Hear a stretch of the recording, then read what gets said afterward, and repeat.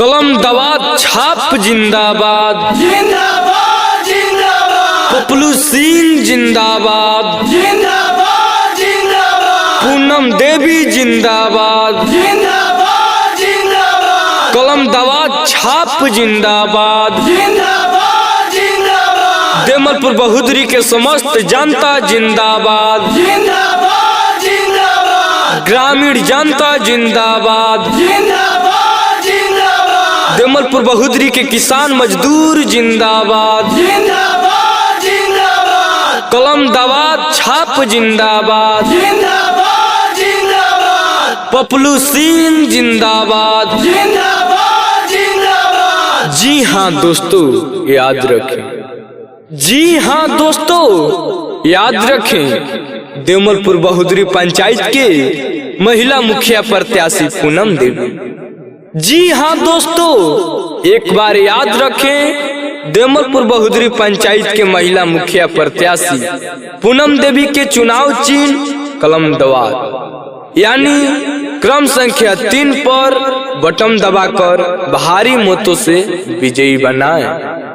कलम दवात छाप जिंदाबाद, जिंदाबाद जिंदाबाद, पपलू सिंह जिंदाबाद, जिंदाबाद जिंदाबाद, पूनम देवी जिंदाबाद, जिंदाबाद जिंदाबाद, कलम दवात छाप जिंदाबाद, जिंदाबाद जिंदाबाद, देमलपुर बहुदरी के समस्त जनता जिंदाबाद, जिंदाबाद जिंदाबाद, ग्रामीण जनता जिंदाबाद, जिंदाबाद जिंदाबाद, देमलपुर बहुदरी के किसान मजदूर जिंदाबाद, जिंदाबाद जिंदाबाद, कलम दवात छाप जिंदाबाद, जिंदाबाद जिंदाबाद, पपलू सिंह जिंदाबाद। जिंदाबाद जिंदाबाद। जी हाँ दोस्तों, याद रखें। जी हाँ दोस्तों, याद रखें। देमलपुर बहुदरी पंचायत के महिला मुखिया प्रत्याशी पूनम देवी।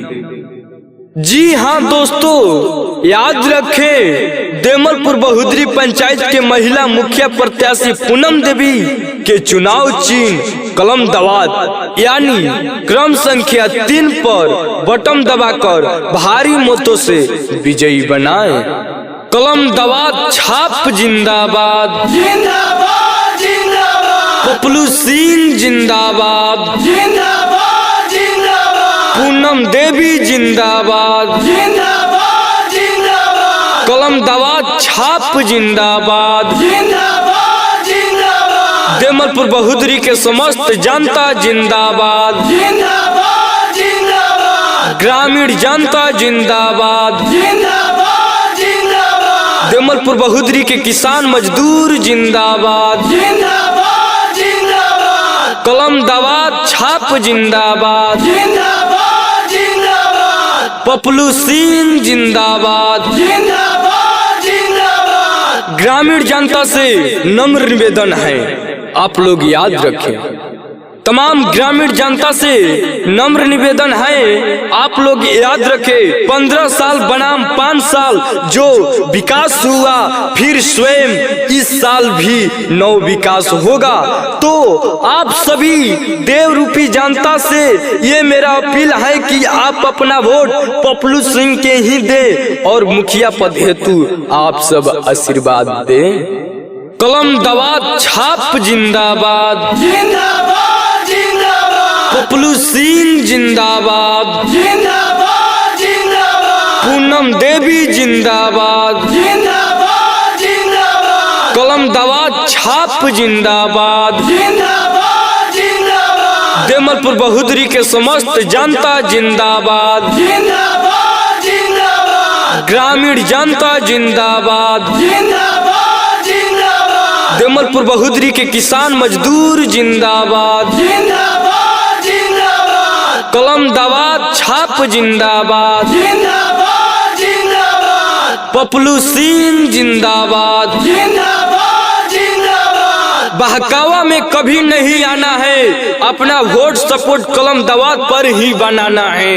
याद रखें देवलपुर बहोदरी के जनता, बहकावा में कभी नहीं आना है, अपना वोट सपोर्ट कलम दवात पर ही बनाना है। याद रखें क्रम संख्या 3 यानी कलम दवात पर बटन दबाकर पूनम देवी के जिताना है और देवलपुर पंचायत से पपलू सिंह के विजयी बनाना है।